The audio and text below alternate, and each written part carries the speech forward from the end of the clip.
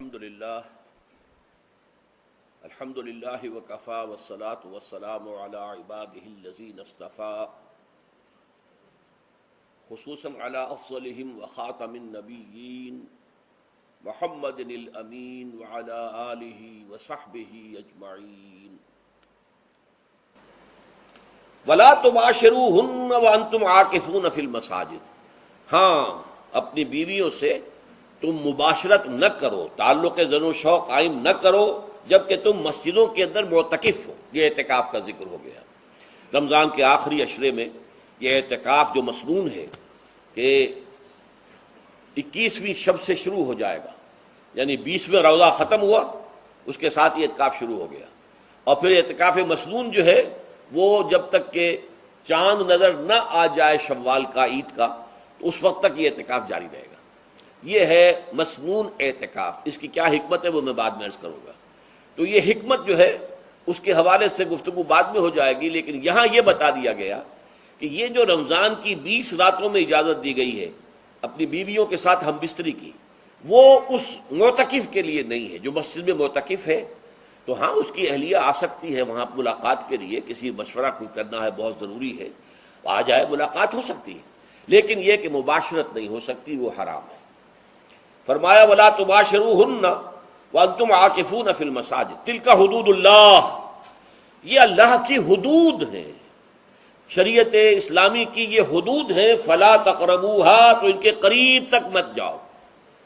قرآن مجید میں اس اعتبار سے دو انداز تعبیر ہے کہ اللہ کی حدود ہے فلا تعتدوها، یہ اللہ کی حدود ہے، ان سے تجاوز نہ کرو، اس حد کو پھلانگ نہ جاؤ، اس حد سے آگے نہ گزر جاؤ۔ یہاں ہے تقربوها، اللہ تعالیٰ کی حدود کے قریب تک نہ جاؤ۔ اس کی وجہ ایک حدیث میں بیان کر دی گئی ہے کہ جیسے ہر بادشاہ کی ایک چراگاہ ہوتی ہے، وہ صرف شاہی جو بھی ہیں جانور ہیں ان کے، یا گھوڑے ہیں یا کوئی اور ہیں، ان کے چرنے کے لیے ہے، وہاں پہ کوئی رعایت کا کوئی آدمی اپنی بھیڑ بکریاں وغیرہ نہیں لے جا سکتا۔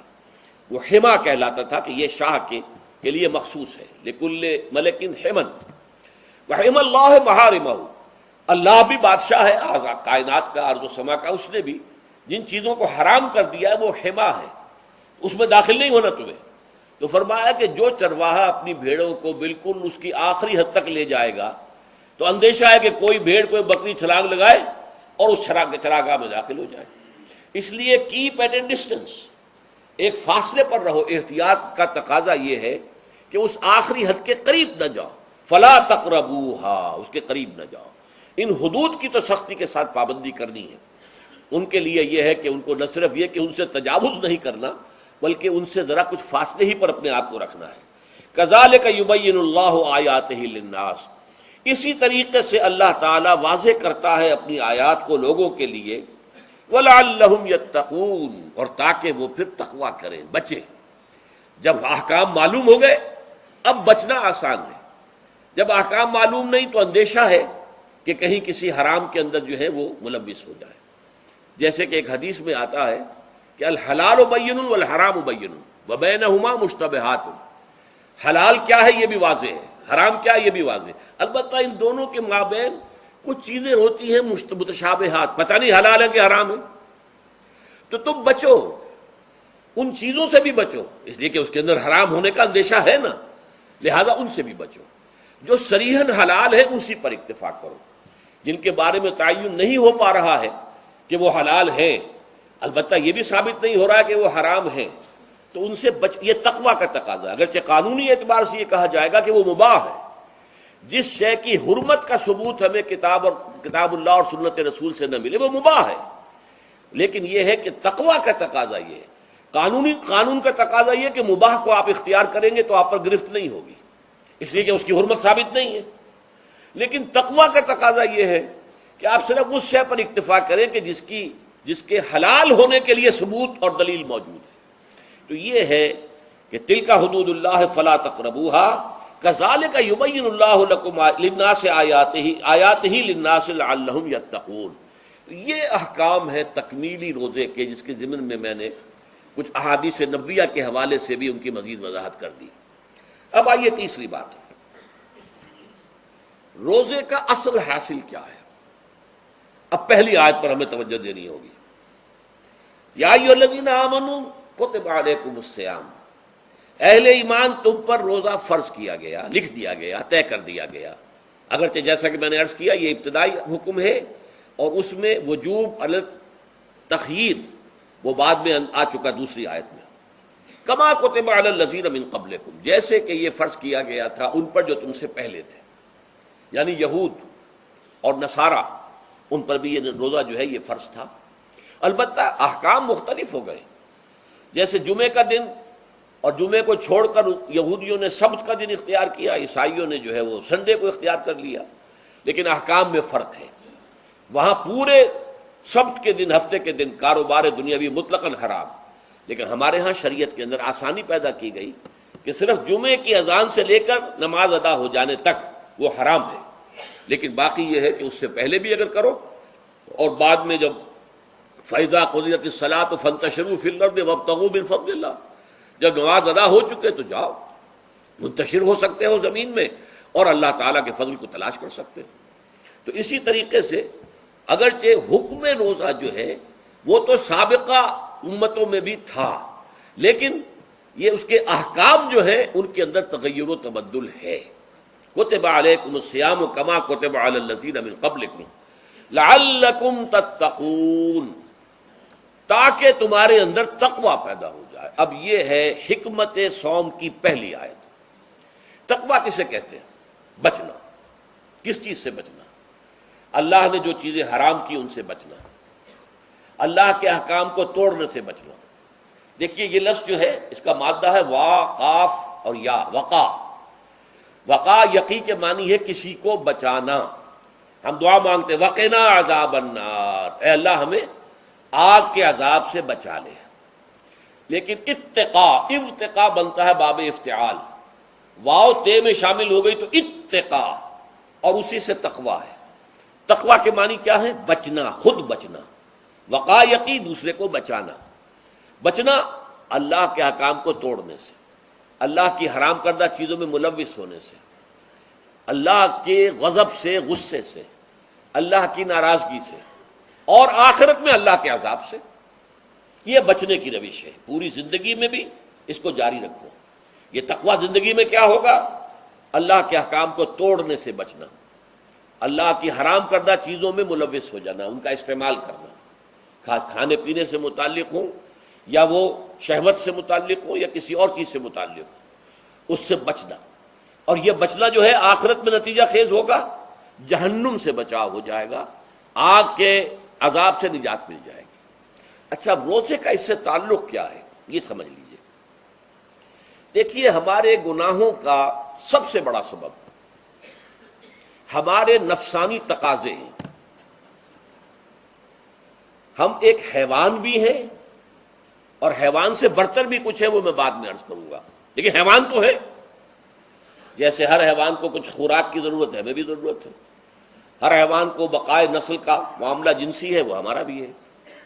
ہر حیوان کو کوئی نہ کوئی سر چھپانے کی جگہ چاہیے، کوئی گھونسلہ ہو، کوئی کھو ہو، کوئی بل ہو، کچھ بھی ہو، اسے چاہیے آخر. اسی طریقے سے ہمارے سارے تقاضے ہیں. حیوانات کو بھی آرام چاہیے، ہمیں بھی آرام چاہیے. یہ حیوانی تقاضے جو ہیں جن کو ہم کہیں گے اینیمل انسٹنکٹس، ہمارے وجود کے اندر ہیں یہ، اور ان کا تقاضا ہمارے اندر سے ابھرتا ہے. اسی کو اڈ اینڈ لیبیڈو کہا ہے فرائڈ نے. جدید نفسیات کا بابا آدم جو ہے وہ فرائڈ ہے. اس نے اسے اڈ اور لب سے تعبیر کیا ہے. اس سے اوپر سیلف کو لایا ہے، اور اس کے بعد جو ہے وہ سپر ایگو ہے. تو یہ تین درجے اس نے متعین کیے ہیں، اور میں اس کی دقت نظر، ایکیوٹی آف آبزرویشن کا بہت قائل ہوں. اگرچہ نظریات کا جو نتیجہ اس نے نکالا ہے وہ غلط ہے، لیکن ایکویٹی آف آبزرویشن کا قائل ہوں کہ اس نے انسانی شخصیت کے 3 لیولز کو آئیڈینٹیفائی کیا ہے. یہی 3 لیولز ہمارے ہاں ہیں، نفس، قلب، روح. یہ 3 لیولز ہیں. اس نے کہا اڈ اینڈ لیبیڈو یہ لویسٹ ہے، پھر ایگو، سیلف، پھر سپر ایگو. 3 لیول وہ بھی مانتا، اگرچہ ان کی تعبیر اس نے غلط کی ہے، لیکن جہاں تک اڈ اور لیبیڈو کی تعبیر ہے وہ صحیح ہے. وہ حیوانی تقاضے ہیں. اچھا ان حیوانی تقاضوں کے بارے میں یہ بات بالکل واضح رہنی چاہیے کہ یہ اندھے بہرے ہیں. انہیں صرف اپنی گریٹیفیکیشن، اپنے تسکین سے جو ہے ساری بحث ہے، اس سے کوئی غرض نہیں کہ حلال ذریعے سے ہو حرام ذریعے سے ہو۔ پیٹ کھانے کو مانگتا ہے بھوک کے اندر، اب آدمی جو ہے حرام کے اندر بھی بیمار بیٹھتا ہے، یہاں تک کہ خود شریعت اجازت دیتی ہے کہ اگر جان پر بن جائے آدمی جو ہے وہ فاقے سے مر رہا ہو تو وہ کوئی حرام چیز کھا کر بھی اپنی جان بچا سکتا ہے، لیکن عام حالات میں نہیں۔ لیکن ہو سکتا ہے ہمارا چٹخارا جو ہے وہ حرام کی طرف ہمیں لے جائے، کسی کو واقعتاً اللہ نہ کرے کہ سور کے گوشت کا چسکا لگ جائے، وہ اس کے بغیر بچتا ہی نہیں، کھاتا ہے، شراب کی عادت ہو گئی پیتا ہے، یہ نہیں۔ تو ہمارا پیٹ مانگتا ہے اور اسے اس سے غرض نہیں کہ حلال سے کھایا ہے یا حرام سے کھایا ہے۔ ہماری شہوت اپنی تسکین چاہتی ہے، اسے اس سے غرض نہیں کہ حلال سے یا حرام سے، جائز سے یا ناجائز سے۔ اسی طریقے سے ہمارے تمام تقاضے جو حیوانی ہیں، ایک تو یہ کہ بہت زوردار ہیں، اور چونکہ وہ اندھے بہرے ہیں لہذا جو قرآن میں کہا گیا ان النفس لامارۃ بالسوء، یہ نفس تو بدی کا حکم دیتا ہی ہے، یہ گویا کہ اس کے اندر رجحان جو ہے انہیرنٹ ہے کہ وہ بدی کی طرف انسان کو ترغیب دلاتا ہے، چاہے وہ اپنی ضروریات سے متعلق ہو، چاہے چٹخاروں سے متعلق ہو، چاہے جو بھی لذت اسے درکار ہے اس سے متعلق ہو، چاہے وہ جنسی لذت ہے اور چاہے وہ طعام کی، یعنی جسے ہم کہتے ہیں کہ انسان جو ہے وہ اپنے پیٹ اور فرج کا غلام بن کر رہ جائے، اس لیے کہ جو تقاضا بھی آیا ہے اس کو وہ پورا کر رہا ہے۔ یہ جو کیفیت انسان کی ہے، اس کے لیے ایک مشق جو ہے وہ روزہ فراہم کرتا ہے۔ روزے کے آپ نے 12، 13، 14 گھنٹے کا بھی روزہ ہوتا ہے، بعض جگہوں پر 16، 17 گھنٹے کا روزہ ہوتا ہے۔ اس عرصے میں آپ اپنے نفس کو حلال چیزوں سے بھی روکے رکھتے ہیں۔ اس منہ زور گھوڑے کو جو ہے آپ اس کی لگام کس کر رکھتے ہیں کہ حلال بھی نہیں کھانے دے رہے، بھوک لگی ہوئی ہے، کھانا بہترین موجود ہے، نہیں کھا سکتے، اللہ کا حکم نہیں ہے، اللہ کی اجازت نہیں۔ شدید پیاس ہے، بہترین مشروبات فریج میں رکھی ہوئی ہے، نہیں کھا سکتے، نہیں پی سکتے، جائز نہیں ہے، حالانکہ حلال ہے، حرام نہیں ہے۔ بیوی موجود ہے، یا جیسے کہ لونڈیوں کا معاملہ ہوتا تھا، لونڈی موجود ہے، لیکن نہیں، آپ اپنی شہوت جو ہے وہ اس سے پوری نہیں کر سکتے۔ یہ پابندیاں نفس کے اوپر لگانا، یہ ایک مشق ہے، یہ ایک ریاضت ہے۔ اس ریاضت کا حاصل یہ ہونا چاہیے کہ انسان بقیہ 11 مہینوں میں اپنے آپ کو حرام سے تو بچائے نا۔ یہاں وہ حلال سے رکا ہوا ہے اللہ کے حکم سے، کہ حلال چیز بھی نہیں کھا رہا، دن بھر نہیں پی رہا، دن بھر نہیں اپنی کوئی شہوت پوری کر رہا، دن بھر حلال ذرائع سے بھی، تو اس سے اس کے اندر یہ ایک، اس کو ہم کہیں گے سیلف کنٹرول پیدا ہو جائے، اپنے نفس کو قابو میں کر لے۔ یہ گویا کہ اس کا سب سے پہلا اس روزے کی ریاضت، روزے کی مشق کے حوالے سے یہ اس کی حکمت ہوئی کہ اس سے کے ذریعے سے انسان میں سیلف کنٹرول پیدا ہو رہا ہے، ضبط نفس۔ یہاں پہ تھوڑی سی میں وضاحت کر دوں، رہبانیت کے اندر آپ کو معلوم ہے کہ سیلف اینیہیلیشن، انگریزی الفاظ جو ہیں وہ زیادہ بعض لوگوں کے لیے واضح ہوں گے، نفس کشی، نفس کو کچل دینا، ختم کر دینا، مار دینا، یہ رہبانیت میں ہوتا ہے، اسلام میں نہیں۔ اسلام کا نظام بڑا متوازن ہے۔ ان لنفسک علیک حقا وان لزوجک علیک حقا وان لزورک علیک حقا۔ حضور نے فرمایا دیکھو تمہارے نفس کا بھی تم پر حق ہے، اسے مناسب حد تک آرام دینا بھی تمہارے ذمے ہے، اسے غذا بہم پہنچانا بھی تمہارے ذمے ہے۔ فرق صرف کیا ہے، حلال سے ہو حرام سے نہ ہو۔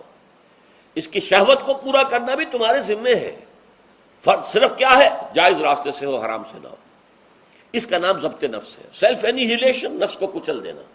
یہ جو تپسیاں جو ہیں ہندو سادھو کرتے رہے ہیں، اور جو سب سے زیادہ معاملہ جو ہے وہ جو راہب ہوتے تھے حضرت مسیح علیہ السلام کے پیروکاروں میں، انہوں نے تاریخ کے اندر جو مثالیں دی ہیں اس کا جو ہے اندازہ کرنا مشکل ہو جاتا ہے کہ کس درجے وہ لوگ اپنے نفس کو کچل دیتے تھے، جس کا قرآن مجید میں سورہ حدید میں ذکر بھی ہے۔ اکثر لوگ تو پابندی نہیں کر سکتے تھے، اپنے اوپر پابندیاں لگانے کے بعد غلط راستوں پر بھی چل پڑتے تھے، لیکن جو لوگ ان پابندیوں کو نبھاتے تھے وہ کس انتہا تک جاتے تھے۔ کبھی آپ جو ہے ہسٹری آف کرسچن موناسٹسزم پر جو تاریخ کی کتابیں لکھی گئی ان کو پڑھیں تو اندازہ ہوگا۔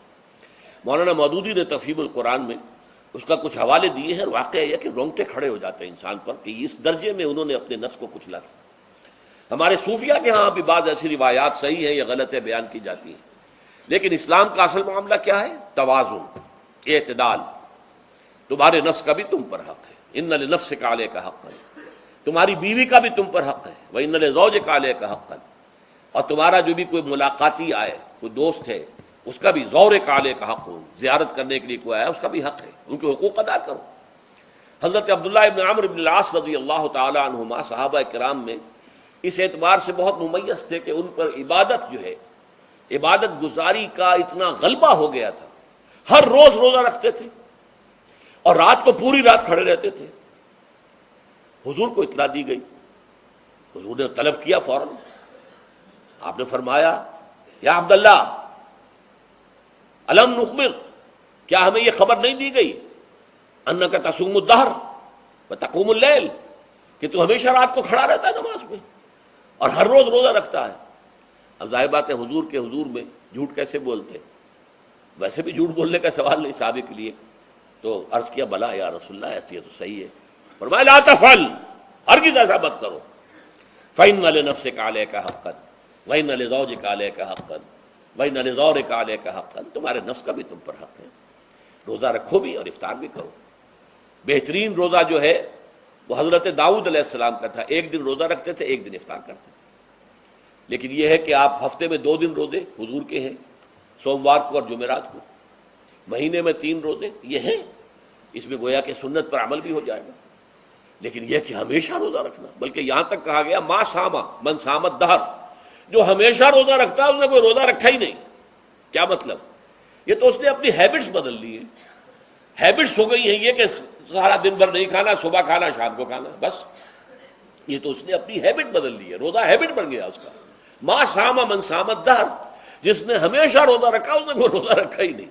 اس لیے کہ روزہ تو در حقیقت اس شخص پر شاخ گزرتا ہے جس کو عادت ہے دن میں کھانا کھانے کی، اس کو دن کے اندر 3 کھانے کھانے کی عادت ہے، تبھی تو وہ شاخ گزرے گا۔ اگر وہ عادت ہی آپ نے بدل لی ہے تو ظاہر بات ہے کہ پھر روزے کی جو برکت ہے وہ تو ظاہر نہیں ہوگی۔ تو بہرحال اس اعتبار سے غور کیجئے کہ یہ پہلا حکم جو ہے روزے کا، لعلکم تتقون، تاکہ تمہارے اندر تقوی پیدا ہو جائے، اپنے نفس پر کنٹرول پیدا ہو جائے۔ اس کو یوں سمجھیے کہ یہ ایک بڑا منہ زور گھوڑا ہے، ہمارا جو نفس ہے، ہمارا جو جسم ہے، حیوانی نظام، اس پر ہماری خودی یا ہماری انا یا ہماری ایگو یا ہمارا سیلف، یہ اس پر حکمران ہے، اس کا گھوڑے کا سوار ہے۔ اب اگر گھوڑا منہ زور ہے اور سوار کے قابو میں نہیں ہے تو کیا نتیجہ نکلے گا؟ اب وہ گھوڑے کے اختیار میں ہے، سوار صاحب کی جان جو ہے وہ جا کر پٹخ دے کہیں، کسی کھائی میں گرائے، کسی اور جگہ گرائے، وہ تو گویا کہ اس کے رحم و کرم پر ہے۔ ہاں اگر سوار تکڑا ہے اور سوار نے جو ہے گھوڑے کو قابو میں کیا ہوا ہے، اس کی رانوں میں بھی جان ہے، دبایا ہوا گھوڑے کو اپنی رانوں کے درمیان، تو ظاہر بات ہے کہ اب یہ گھوڑا جو ہے بہت بڑی ایسٹ ہے اس کے لیے۔ اب گھوڑا ادھر جائے گا جدھر سوار لے جانا چاہے گا، سوار اپنے مقصد، اپنی منزل تک پہنچے گا گھوڑے کے ذریعے سے، اور اگر برعکس ہے جیسا کہ میں عرض کر چکا ہوں تو وہ سوار جو ہے وہ گھوڑے کے رحم و کرم پر ہے۔ یہی معاملہ ہے، ہماری خودی یا ہماری انا یا ہمارا ایگو، یہ در حقیقت یہ راکب ہے، اور ہمارا وجود حیوانی یہ مرکب ہے، یہ گھوڑا ہے۔ اگر ہم قابو یافتہ ہوں اپنے اس گھوڑے کے اوپر تو یہی جسم ہمارے لیے ایک بہت بڑا ایسٹ ہے۔ ہاتھوں سے نیکی کمائیں گے، پاؤں سے نیکی کمائیں گے، آنکھوں سے نیکی کمائیں گے، کانوں سے نیکی کمائیں گے، یہ ساری نیکیاں کمانے کا ذریعہ بن جائے گا۔ تلاوت قرآن سن رہے ہیں تو کانوں کی نیکی ہو رہی ہے، قرآن دیکھ کر پڑھ رہے ہیں تو آنکھوں کی نیکی ہو رہی ہے۔ یہ سارے ہمارے اعصاب، ہمارے تمام اعضاء و جوارح نیکی کا ذریعہ ہے۔ لیکن اگر کہیں یہ ہمارا نفس امارہ، ایڈ اور لیبیڈو ہم پر قابو پا لے تو پھر ہم اس کے رحم و کرم پر ہیں، پھر وہ ہمیں جس کھائی میں چاہے گا گرا دے گا۔ تو اس اعتبار سے روزہ مجرد ابھی روزے کی بات ہو رہی ہے، وہ روزہ خاص طور پر کہ جس کا حکم پہلے دیا گیا تھا، ایام معدودات، اس کے بارے میں اس کی حکمت، مجرد روزے کی حکمت کیا ہے؟ ضبط نفس۔ اسی ضبط نفس کا دوسرا نام تقویٰ ہے۔ آپ اپنے نفس پر قابو یافتہ ہیں اور پھر اللہ کے سامنے جھک رہے ہیں، یہ ہوئی نا اصل بات۔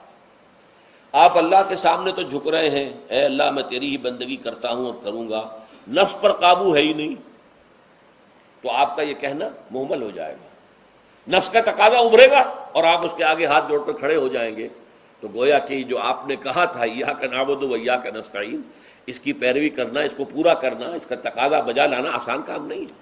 جو بھی گویم مسلمانم بلرزم کہ دانم مشکلات لا الہ رہا، جب میں کہتا ہوں کہ میں مسلمان ہوں تو میں مجھ پر کب کب یہ طاری ہوتی، اس لیے کہ مجھے معلوم ہے کہ لا الہ کہنے کا مقصد کیا ہے، مطلب کیا ہے، اس کے تقاضے کیا ہیں۔ تو روزہ مجرد روزے کی غرض و غایت تقوی یا ضبط نفس یعنی سیلف کنٹرول، اور اس سیلف کنٹرول کے ساتھ اپنے پورے وجود کو اللہ کے سامنے جھکا دینا، یہ عبادت ہے۔